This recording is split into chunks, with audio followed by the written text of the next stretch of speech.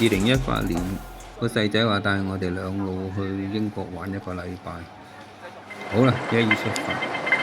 今日3月6號，晚上11點幾直飛英國。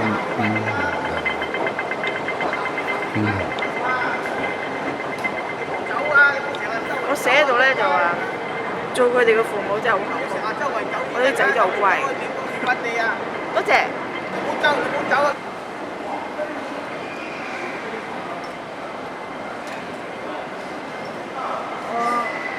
我個大仔問我到咗機場未啊？